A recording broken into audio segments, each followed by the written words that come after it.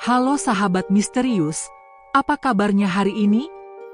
Semoga dalam keadaan sehat selalu. Kembali lagi bersama kami di channel RJ45 MPA. Cerita misteri ini akan membuat adrenalin kamu meningkat dan menjadikan kamu lebih berani dalam menghadapi situasi yang sepi dan sunyi dimanapun kamu berada, dan akan membawa kamu seolah-olah ada di dunia lain. Sebelum lanjut cerita ini, jangan lupa like, subscribe dan bunyikan lonceng channel ini, agar kamu tidak ketinggalan cerita-cerita berikutnya. Larangan di Desa Lingsir. Pernahkah kamu mendengar desas-desus tentang tempat paling angker di Indonesia? Tempat yang tak pernah tercatat di peta, namun namanya berbisik di antara orang-orang tua dengan nada takut. Tempat di mana malam terasa lebih panjang dari biasanya, dan udara dinginnya seperti merayap masuk ke tulang, menyisakan rasa nyeri yang tidak berasal dari tubuh, melainkan dari sesuatu yang menatapmu dari kegelapan. Mungkin kamu berpikir itu hanya cerita rakyat. Tapi, bagaimana kalau tempat itu benar-benar ada?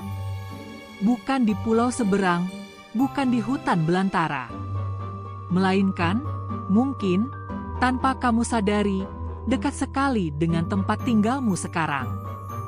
Bayangkan, suatu malam, kamu sedang sendirian. Angin berhembus pelan, lampu di rumah berkedip-kedip. Dari kejauhan, terdengar suara gamelan sayup-sayup. Bukan dari speaker, bukan dari radio, tapi dari arah yang tidak jelas, seolah datang dari semua sisi sekaligus. Kamu mencoba mengabaikannya. Namun tiba-tiba, ada ketukan pelan di pintu. 1, 2, 3 kali.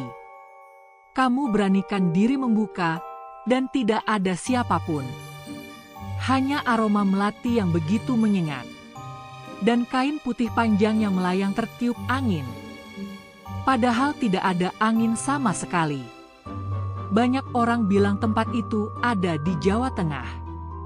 Yang lain bersumpah letaknya di lereng gunung di Jawa Barat. Tapi, siapa yang bisa memastikan? Mungkin saja. Dan saya tidak bercanda.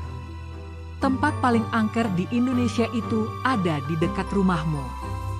Atau, jangan-jangan, tepat di daerah kamu tinggal sekarang. Dan malam ini, aku akan menceritakan kisahnya padamu. Kisah tentang sebuah desa yang telah terkubur dalam peta, namun tidak pernah benar-benar hilang dari dunia ini. Nama desa itu Lingsir. Larangan di Desa Lingsir. Namaku Arka. Aku seorang jurnalis investigasi yang terbiasa mengejar cerita-cerita ganjil, berita yang tak berani diangkat media arus utama. Semuanya berawal ketika aku mendapat pesan dari Rendra, teman lama yang kini bekerja sebagai relawan kesehatan di daerah terpencil. Pesan itu singkat. Kalau berani, datanglah ke Desa Lingsir. Ada sesuatu yang harus kau lihat. Awalnya aku mengira ini hanya trik Rendra untuk membuatku menulis kisah human interest di pelosok. Tapi saat aku mencari nama desa itu di peta digital, hasilnya nihil. Bahkan ketika kutanyakan pada beberapa kenalan di forum jurnalis, hampir semua bilang belum pernah mendengar nama itu, kecuali satu orang yang cuma menulis balasan singkat. Jangan. Itu tempat terkutuk. Perjalanan menuju desa itu memakan waktu hampir 2 hari. Mobil harus kutitipkan di sebuah desa besar, lalu melanjutkan perjalanan dengan ojek tua melewati jalan setapak yang diapit hutan lebat.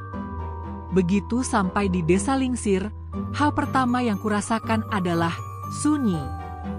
Bukan sunyi biasa. Tidak ada suara burung, tidak ada anjing menggonggong, bahkan desir angin pun nyaris tak terdengar. Di tengah desa, berdiri pohon beringin raksasa. Akar-akar tuanya menjuntai seperti lengan makhluk purba.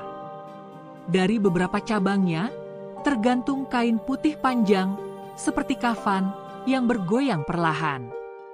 Seorang wanita tua berkerudung lusuh mendekat padaku, tatapannya tajam. "Kalau kau mau selamat, nak, jangan pernah mendekat ke pohon itu. Dan jangan keluar rumah kalau malam." Aku hanya mengangguk, menganggap itu sebagai mitos desa. Tapi malam pertama, dari jendela penginapan kayu tempatku menginap, aku mendengar suara gamelan sayup-sayup. Dan di bawah pohon beringin itu, kulihat sesosok perempuan berkebaya lusuh, berjalan sangat pelan, kepalanya menunduk, lalu perlahan menoleh ke arahku. Perempuan berkebaya. Tubuhku langsung merinding ketika sosok itu menoleh. Wajahnya pucat, kulitnya seperti lilin yang mulai meleleh. Bibirnya tipis, membentuk senyum samar, tapi matanya hitam legam, tanpa putih mata sama sekali. Matanya seperti menembus gelap, langsung mengunci pandangan ke arahku, seolah tahu aku sedang mengamatinya dari balik tirai. Aku menelan ludah, memaksa diriku untuk menutup tirai jendela. Tapi baru saja jemariku menyentuh kain tirai itu. Ok, tok, tok. 3 ketukan pelan di pintu penginapan. Langkahku terasa berat saat mendekat. "Halo, Rendra?" panggilku, mencoba terdengar santai. Tidak ada jawaban. Kupelangkan langkahku, lalu membuka pintu sedikit. Kosong. Hanya udara dingin menusuk tulang yang langsung menyusup ke dalam ruangan. Tapi ada satu hal yang membuatku tidak bisa bergerak. Aroma melati yang sangat menyengat, seperti baru saja ada yang menaburkan bunga di depanku. Aku melirik ke tanah dan melihat sesuatu. Kain putih tipis, basah oleh embun malam, tergeletak persis di depan pintu. Saat ku tunduk untuk memungutnya, dari ujung mataku, aku melihat sosok perempuan berkebaya itu berdiri di bawah pohon beringin, kali ini lebih dekat. Kepalanya miring ke kanan, lalu ke kiri, gerakannya seperti sendi yang tidak wajar. Jantungku berdegup kencang. Aku buru-buru menutup pintu dan mengunci 3 kali. Malam itu, aku tak berani memejamkan mata. Aku hanya duduk di kursi, menatap ke pintu, sambil berharap suara gamelan itu hilang. Tapi anehnya, suara gamelan itu justru semakin dekat, seperti dimainkan tepat di halaman penginapan. Dan di sela alunan musik itu, aku mendengar suara perempuan berbisik pelan di telingaku. "Jangan pulang, kamu sudah kutemukan. Makam tua di balik hutan." Pagi itu, kabut menggantung rendah di atas atap-atap rumah desa Lingsir. Matahari nyaris tak menembusnya, membuat suasana seperti masih subuh meski jam tanganku sudah menunjukkan pukul 8. Mataku berat karena semalaman tidak tidur. Suara gamelan yang terus terdengar membuatku gelisah, dan bisikan perempuan itu masih terngiang jelas di telinga. Rendra, yang seharusnya menjemputku pagi ini, belum juga datang. Kegelisahan bercampur rasa penasaran membuatku keluar dari penginapan. Udara pagi menusuk kulit. Setiap napas terasa dingin dan agak berbau, tanah basah yang tercampur sesuatu yang lebih pekat, bau bunga melati layu. Aku berjalan menyusuri jalan setapak yang membelah desa, melewati rumah-rumah kayu yang sepi. Sesekali, ada beberapa orang tua yang mengintip dari balik tirai, lalu buru-buru menutupnya ketika tatapan kami bertemu. Di ujung desa, aku melihat sebuah jalan sempit yang diapit pohon bambu. Angin yang lewat di antara batang-batang bambu menimbulkan suara berdesir seperti bisikan orang banyak. Entah kenapa, langkahku mengarah ke sana. Jalan tanah itu semakin menyempit, dan suara-suara desa perlahan menghilang, digantikan oleh kicau burung yang terdengar jauh, terlalu jauh. Pohon-pohon mulai rapat, menciptakan bayangan gelap meski ini masih pagi. Rasa dingin semakin menusuk. Sekitar 15 menit berjalan, aku sampai di sebuah area yang membuat langkahku terhenti. Di hadapanku berdiri puluhan batu nisan tua, sebagian sudah miring, sebagian hampir tertutup tanah. Di beberapa sudut, pohon besar berakar menembus tanah makam, seakan mencengkeram sesuatu di bawahnya. Kabut tipis mengambang rendah, dan sunyi di sini terasa berbeda, seperti ada lapisan tebal yang menutup semua suara dunia luar.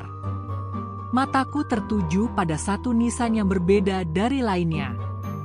Bentuknya lebih tinggi, terbuat dari batu yang masih kokoh meski penuh lumut.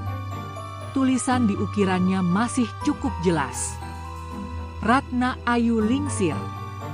Wafat 12 Agustus 1898.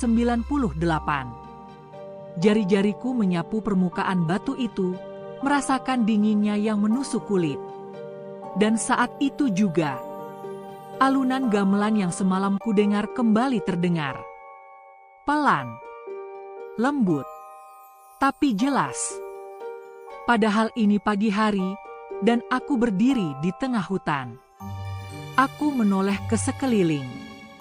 Tidak ada siapapun. Tapi anehnya, suara gamelan itu terasa seperti mengitari tubuhku, berpindah-pindah dari kiri ke kanan. Bersamaan dengan itu, tercium aroma melati yang semakin kuat, menusuk hidung. Jangan sentuh itu. Suara berat membuatku tersentak. Dari balik kabut, seorang lelaki tua muncul. Tubuhnya kurus, wajahnya keras dan penuh keriput. Ia memakai baju lurik pudar dan sarung yang lusuh. Tatapannya langsung tertuju pada tanganku yang masih menyentuh nisan. Aku menarik tangan, merasa sedikit bersalah. Maaf, saya hanya... Kau tidak tahu apa yang sedang kau lakukan, potongnya. Dia mendekat, langkahnya terburu-buru namun kakinya seperti berat. Ratna Ayu bukan perempuan biasa. Dia terkutuk. Dulu, dia dihukum mati di desa ini karena sesuatu yang tak boleh kau dengar. Aku mencoba mendesak. Apa maksudnya? Siapa dia sebenarnya? Lelaki tua itu menatapku tajam. Kau orang luar. Lebih baik pulang sebelum malam ini. Kalau tidak, kau akan ikut menjadi bagian dari sumpahnya. Sebelum aku sempat bertanya lagi, dia mundur 2 langkah, lalu berbalik dan menghilang di balik kabut. Suaranya lenyap begitu saja, seperti ditelan hutan. Aku menatap kembali nisan itu, mencoba mencerna kata-katanya. Dan saat itulah aku melihatnya. Di dahan pohon kecil di samping nisan, tergantung sepotong kain putih. Basah oleh embun, namun warnanya tidak sepenuhnya putih, ada bercak kemerahan yang sudah mulai mengering. Kain itu bergoyang pelan, padahal tidak ada angin sama sekali. Suara gamelan kembali terdengar, kali ini lebih jelas. Dan dari arah dalam hutan, samar-samar terdengar suara perempuan menyanyi. Suaranya indah, tapi semakin lama semakin serak, seakan pita suaranya robek. Bulu kuduku berdiri. Aku memutuskan untuk mundur dan meninggalkan makam itu, tapi entah kenapa, saat melangkah pergi, aku merasa ada yang mengikutiku dari belakang.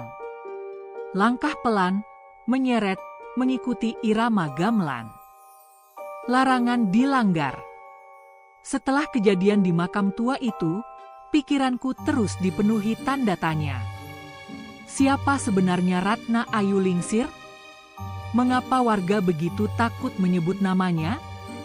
Dan yang lebih membuatku penasaran, mengapa sosok perempuan berkebaya yang kulihat di bawah pohon beringin semalam terasa seperti mengenalku? Siang itu aku kembali ke penginapan. Rendra masih belum terlihat. Bahkan pemilik penginapan, perempuan paruh baya bernama Embok Sumi, tidak ada di tempat. Desa ini seperti sengaja menghilangkan diri dariku. Aku duduk di dekat jendela, menatap pohon beringin di tengah desa. Akar-akarnya menjuntai seperti jemari raksasa, memeluk tanah di sekitarnya. Di antara akar-akar itu, ada lubang hitam yang entah seberapa dalam. Kain-kain putih yang tergantung di cabang-cabangnya bergoyang pelan, meski udara diam. Kata-kata laki tua di makam tadi pagi terus terngiang. Kau akan ikut menjadi bagian dari sumpahnya. Aku tahu warga melarang siapapun mendekat, apalagi saat malam. Tapi sebagai jurnalis, naluri investigasiku menolak diam. Malam ini, aku akan membuktikan sendiri, merekam semua aktivitas di sekitar pohon beringin itu. Menjelang senja, aku menyiapkan kamera DSLR dengan tripod, baterai cadangan, dan alat perekam suara. Aku tahu risikonya, tapi rasa penasaran mengalahkan rasa takut. Sekitar pukul 10 malam, saat seluruh desa sudah sunyi, aku keluar diam-diam.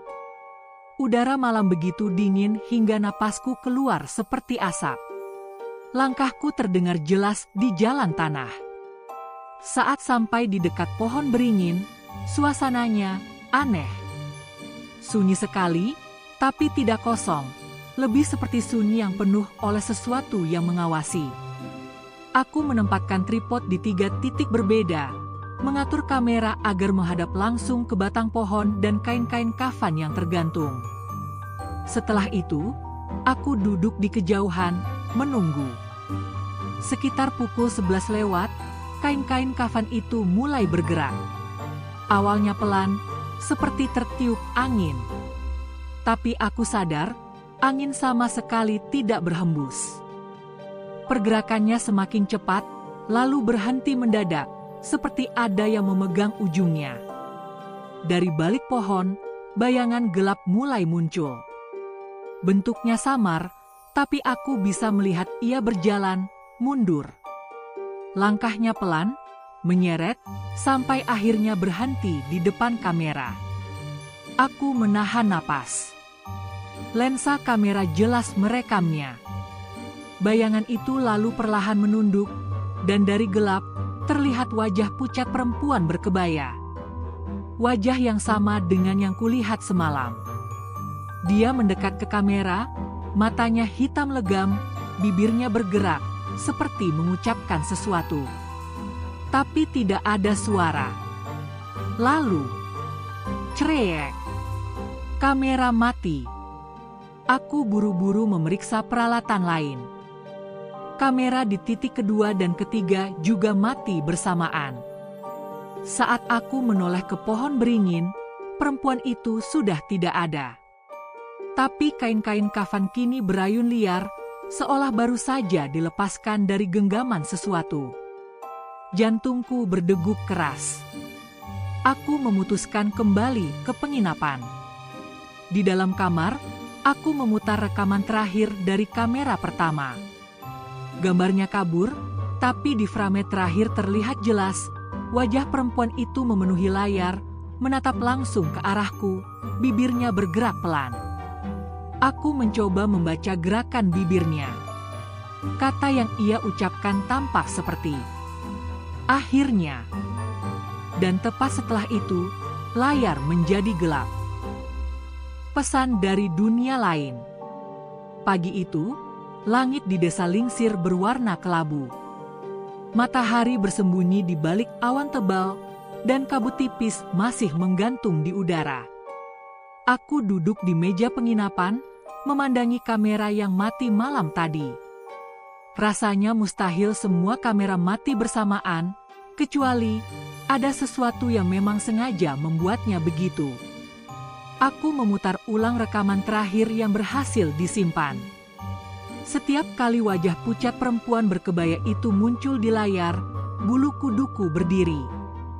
Gerakan bibirnya makin jelas bagiku. Kali ini aku yakin dia mengucapkan satu kata, akhirnya. Akhirnya apa? Akhirnya bertemu denganku? Akhirnya menemukan yang dia cari?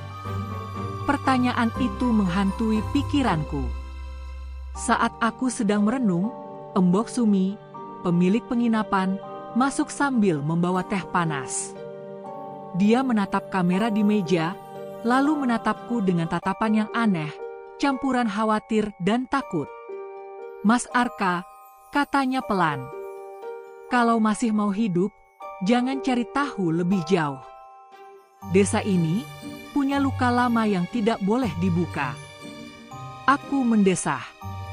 Saya hanya mau tahu siapa perempuan itu yang berkebaya, yang muncul di bawah pohon beringin. Wajah Embok Sumi langsung pucat. Dia menoleh ke jendela, seolah takut ada yang mendengar. Kalau sudah melihat dia, artinya dia sudah melihat balik. Itu tidak pernah jadi pertanda baik.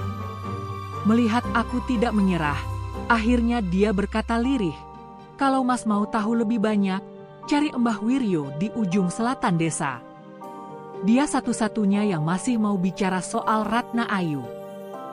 Perjalanan ke rumah Mbah Wiryo seperti berjalan menuju dunia yang berbeda. Rumahnya berada di pinggiran hutan, dikelilingi pagar bambu tua. Dari luar, terdengar suara lonceng kecil yang berdering pelan, seperti tertiup angin, meski aku yakin angin hampir tak berhembus. Mbah Wiryo adalah lelaki tua yang kutemui di makam kemarin. Saat melihatku, dia tersenyum tipis, tapi matanya penuh tanda tanya. "Kau kembali," katanya. "Berarti kau sudah melihatnya." Aku mengangguk. Dia muncul di depan kamera. Bibirnya bergerak, seperti mengucapkan sesuatu. Mbah Wiryo menghela napas panjang, lalu mengambil segenggam bunga melati kering dari meja dan meletakkannya di atas mangkuk tanah liat. "Kalau begitu, kita harus bertanya langsung padanya." Sebelum aku sempat protes, dia menyalakan dupa, menaburkan melati ke atas bara kecil, dan mulai melantunkan doa dalam bahasa Jawa kuno. Ruangan itu perlahan dipenuhi aroma melati yang tajam, jauh lebih pekat daripada yang pernah kucium sebelumnya. Mataku mulai berat. Pandanganku berkunang-kunang. Lalu, aku melihatnya. Bukan lagi di bawah pohon beringin, tapi di sebuah alun-alun desa tempo dulu. Orang-orang berkumpul, berteriak, melempari seorang perempuan muda yang diikat di tiang kayu. Wajahnya cantik, tapi matanya dipenuhi amarah. Dia menatap seorang lelaki di kerumunan, lelaki yang wajahnya sangat mirip denganku. Sebelum aku sempat mencerna, suara perempuan itu bergema di kepalaku. "Kau, keturunannya." Tubuhku tersentak. Aku kembali ke ruangan Mbah Wiryo, napasku tersengal. Mbah Wiryo menatapku serius. "Sekarang aku mengerti. Dia tidak muncul padamu secara kebetulan. Leluhurmu adalah orang yang memimpin eksekusinya." Dadaku terasa berat. "Maksud Mbah, dia mau membalas dendam pada saya?" Mbah Wiryo menunduk, suaranya hampir berbisik. "Bukan cuma padamu, Nak. Dia ingin menuntaskan sumpahnya, dan kau adalah kunci untuk membukanya." Sebelum aku sempat bertanya lebih jauh, lilin di sudut ruangan tiba-tiba padam sendiri. Dari sudut gelap, samar-samar terdengar suara gamelan. Bukan dari luar rumah, bukan dari speaker, tapi dari dalam ruangan yang sama, hanya beberapa langkah dariku. Malam berdarah. Langit desa Lingsir malam itu terlihat aneh, tidak benar-benar gelap, tapi juga tidak terang. Awan tebal menggantung rendah, seolah menekan atap rumah-rumah penduduk. Udara terasa berat, membuat napas menjadi lambat dan dada terasa sesak. Sejak sore, ayam-ayam berkokok tak wajar, seperti memperingatkan sesuatu. Bahkan anjing-anjing yang biasanya menggonggong pada orang asing kini meringkuk di sudut, menatap ke arah hutan dengan mata penuh ketakutan. Aku kembali ke penginapan setelah pertemuan dengan Mbah Wiryo. Pikiran tentang leluhurku yang memimpin eksekusi Ratna Ayu membuat tubuhku dingin. Kalau itu benar, Berarti dendamnya padaku bukan sekadar karena aku pendatang, aku adalah darah yang ingin dia balas. Embok Sumi menyambutku di pintu, wajahnya tegang. Mas Arka, malam ini jangan keluar kamar. Apapun yang terjadi, jangan lihat keluar jendela. Aku ingin bertanya alasannya, tapi tatapan matanya sudah cukup membuatku mengurungkan niat. Jam menunjukkan pukul 11 malam. Dari luar, samar-samar terdengar suara gamelan. Nada-nadanya pelan, lambat, dan setiap pukulan gong seperti membuat jantungku bergetar. Aku mencoba mengabaikannya, tapi suara itu semakin dekat dan semakin jelas. Bersamaan dengan itu, tercium aroma melati, tajam, menusuk, membuat bulu kuduku berdiri. Tanpa sadar, aku melangkah ke jendela. Tapi sebelum aku membuka tirai, sebuah suara perempuan, lirih tapi jelas, terdengar di belakang telingaku. Jangan lihat, kalau tidak mau ikut dalam tarian ini. Aku membeku. Nafasku tercekat. Suara itu bukan suara Embok Sumi. Lalu, dari arah jalan desa, terdengar suara langkah kaki banyak orang, diiringi irama gamelan yang semakin cepat. Aku tak tahan, perlahan aku mengintip lewat celah tirai. Yang kulihat membuat darahku membeku. Puluhan orang berjalan dengan mata terpejam, bibir mereka tersenyum kaku, tubuh mereka bergerak mengikuti irama. Di depan rombongan, seorang perempuan berkebaya merah berjalan anggun, Ratna Ayu. Tangannya membawa selendang putih panjang yang ujungnya terikat pada leher seseorang, dan saat kutatap lebih lama, aku sadar orang itu adalah salah satu pemuda desa yang kutemui kemarin. Kakinya menyeret, tapi langkahnya pasti, seperti boneka yang dikendalikan. Tiba-tiba, salah satu pria tua yang ikut dalam rombongan tersandung dan terjatuh. Ratna Ayu berhenti, menoleh perlahan ke arahku, seolah dia tahu aku mengintip. Senyumnya perlahan melebar, lalu dengan gerakan cepat, dia menegakkan tangan kanannya. Pria tua itu berteriak, tangannya mencakar-cakar leher sendiri, lalu darah memancar dari tenggorokannya. Jeritannya mengiris malam, sebelum akhirnya tubuhnya terkulai. Yang membuatku hampir muntah adalah kenyataan bahwa semua orang di rombongan itu tetap menari, menginjak tubuhnya tanpa ekspresi. Aku mundur dari jendela, napasku memburu. Tapi suara gamelan kini terdengar seperti ada di dalam kepalaku. Dan saat aku menutup mata, aku melihat Ratna Ayu berdiri di tengah kamarku, menatapku lekat-lekat. Selendang putihnya melayang di udara, ujungnya bergerak seperti ular yang mencari leher mangsanya. Waktunya menari, Arka. Desa yang hilang. Pagi itu, aku terbangun dengan kepala berat, seperti habis terjaga semalaman, padahal aku yakin aku sempat pingsan setelah selendang Ratna Ayu hampir melilit leherku. Cahaya matahari masuk lewat jendela, tapi rasanya aneh, hangatnya tidak membuat nyaman, malah seperti menyorot ke sesuatu yang salah. Aku memanggil pelan, "Embok Sumi?" Tidak ada jawaban. Kubuka pintu kamar, dan mataku langsung menangkap pemandangan yang membuat jantungku berhenti berdetak sejenak. Jalan desa yang kemarin ramai kini kosong. Benar-benar kosong. Tidak ada suara ayam, tidak ada anak-anak bermain, bahkan suara angin pun seperti menghilang. Rumah-rumah berdiri diam dengan pintu dan jendela tertutup rapat. Beberapa tampak terbuka, tapi di dalamnya gelap dan berdebu, seolah sudah bertahun-tahun tak berpenghuni. Aku berlari ke rumah Embok Sumi. Pintu terbuka, dan aroma melati basi menyeruak.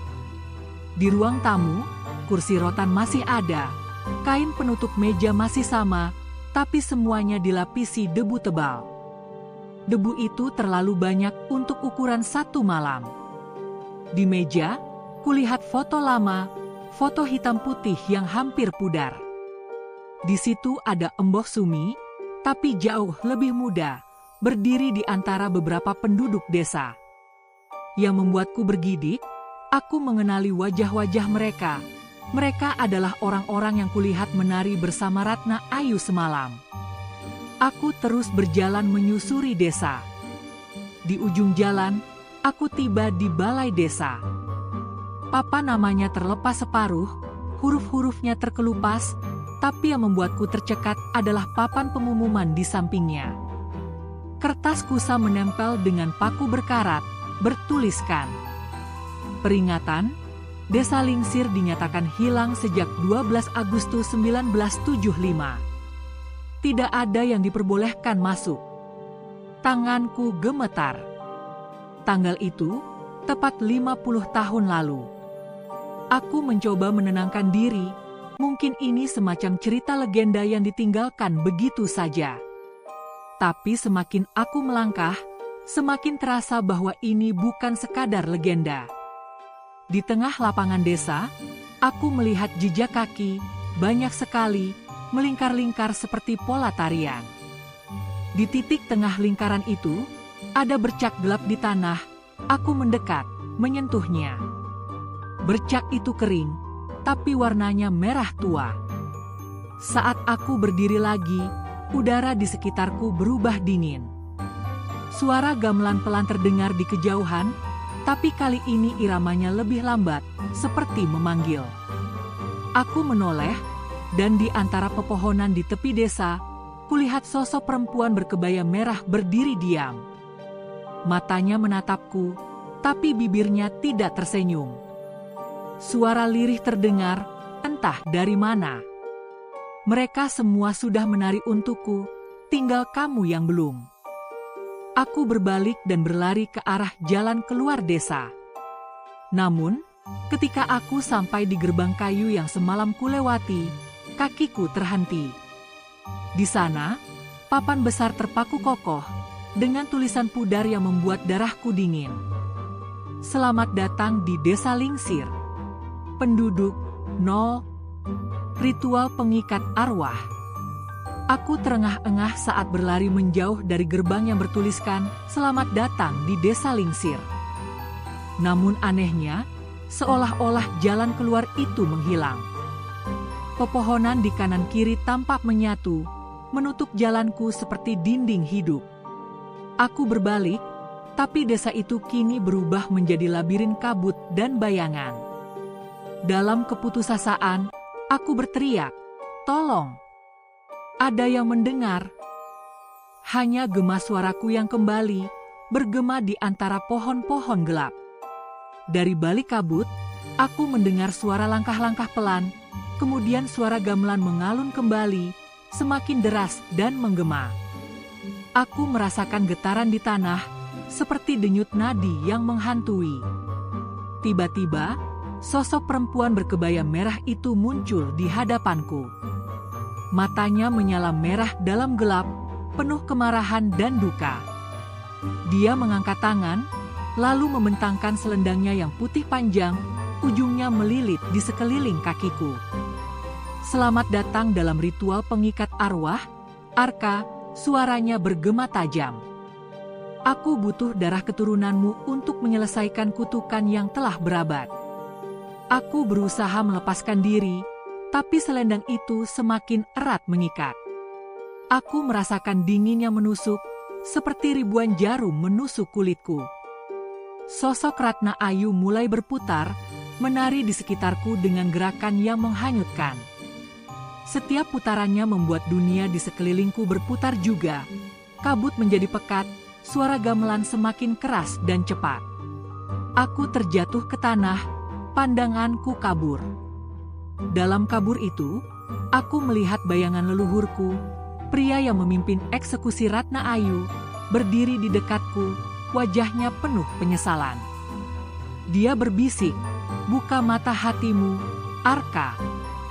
Hanya dengan penerimaan, kutukan ini bisa terlepas." Aku mencoba membuka mataku, dan berusaha merasakan apa yang dimaksud. Perlahan, aku menerima kesalahan leluhurku, dan berjanji akan membantu menuntaskan dendam itu dengan cara yang benar. Tiba-tiba, selendang yang mengikatku mulai mengendur. Aku meraih ujungnya dan mengoyakkannya sampai putus. Kabut menghilang, suara gamelan pun mereda. Ratna Ayu menatapku sekali lagi, kali ini tidak dengan kemarahan, tapi dengan harapan yang pilu. "Terima kasih, Arka," katanya lembut. "Dengan ini, aku bisa beristirahat."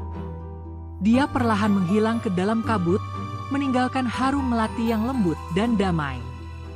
Aku berdiri, merasa tubuhku ringan dan jiwa yang selama ini tertekan akhirnya bebas. Desa Lingsir kembali seperti semula, tidak lagi sunyi dan menakutkan.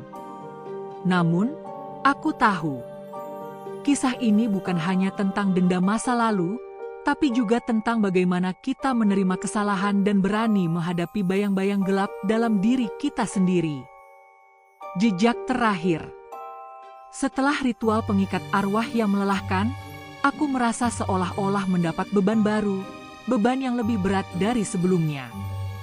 Desa Lingsir yang kutemui kini tampak berbeda, bukan hanya secara fisik tapi juga secara makna. Aku tahu perjalanan ini belum selesai. Pagi harinya, aku memutuskan untuk menjelajahi kembali desa yang dulu sepi dan sunyi, mencari jejak-jejak yang mungkin terlewatkan. Aku membawa kamera, perekam suara, dan catatan kecil yang kutulis selama ini. Langkahku membawaku ke rumah-rumah yang kosong, ke makam tua, dan terutama ke pohon beringin raksasa yang menjadi pusat segala misteri. Di bawah akar-akar pohon, aku menemukan sesuatu yang belum pernah kulihat sebelumnya. Sebuah kotak kayu kecil, terkubur setengah di tanah. Kupungut kotak itu dengan hati-hati. Di permukaannya, terukir simbol kuno yang aku kenali sebagai lambang perlindungan dalam budaya Jawa. Kupaksa membuka kotak itu, dan di dalamnya ada beberapa benda. Sebuah surat yang sudah menguning dengan tinta pudar. Sehelai kain putih kecil yang berbau melati. Sebuah kalung dengan liontin berbentuk bunga teratai. Aku membuka surat itu perlahan dan mulai membaca. Untuk keturunan yang akan datang. Jika kau menemukan surat ini, ketahuilah bahwa aku, Ratna Ayu, tidak pernah berniat menyakiti. Kutukan ini bukanlah kutukan dendam, tapi peringatan agar kesalahan masa lalu tidak terulang. Jalan damai hanya dapat ditempuh dengan pengakuan dan penerimaan. Gunakan kalung ini sebagai tanda pengampunan dan pelindung. Semoga jiwa kita semua menemukan ketenangan. Perlahan aku mengenakan kalung itu. Suara gamelan yang sejak semalam hilang tiba-tiba terdengar lagi, tapi kali ini tidak menakutkan. Suara itu seperti lagu pengantar tidur yang lembut, menenangkan. Aku menatap pohon beringin dengan pandangan baru, sebuah penghormatan, bukan ketakutan. Seolah pohon itu bukan hanya pohon biasa, tapi saksi bisu dari sejarah panjang yang penuh luka dan harapan. Saat aku hendak berbalik, langkah kakiku terhenti. Di tanah, ada jejak kaki kecil, lebih kecil dari kaki manusia biasa. Jejak itu mengarah ke sebuah jalan setapak yang selama ini tersembunyi di balik semak-semak. Aku mengikuti jejak itu dengan hati-hati. Jejak itu membawaku ke sebuah gua kecil yang terlupakan, tersembunyi di balik bebatuan. Di dalam gua, udara dingin menyambut, dan cahaya temaram dari celah batu memantulkan bayangan. Di sudut gua, kulihat sebuah ukiran di dinding, gambar Ratna Ayu, tersenyum dengan damai. Di bawah ukiran, terukir kata-kata. Di sini, jiwa menemukan rumah. Hatiku terasa lega.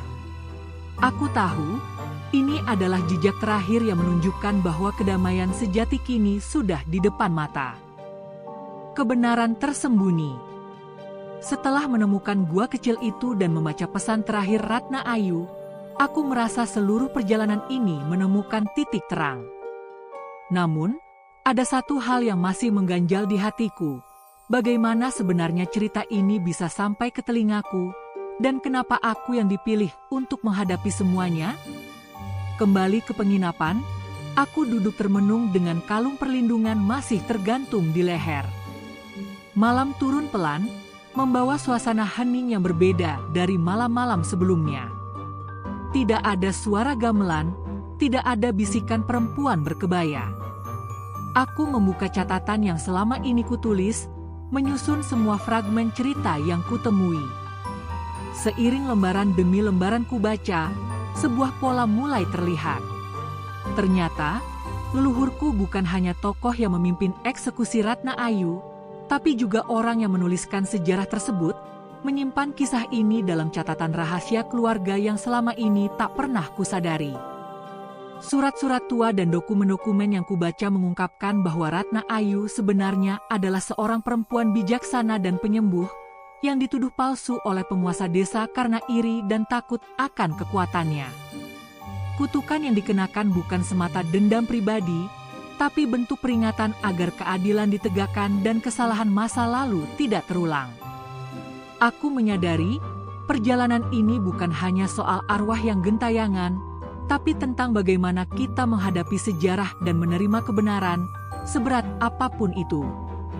Keesokan harinya, aku mengunjungi makam Ratna Ayu lagi, kali ini dengan penuh penghormatan. Kupasangkan kalung perlindungan di nisan, dan membacakan doa. Angin berhembus lembut, membawa aroma melati yang hangat, seolah memberi restu.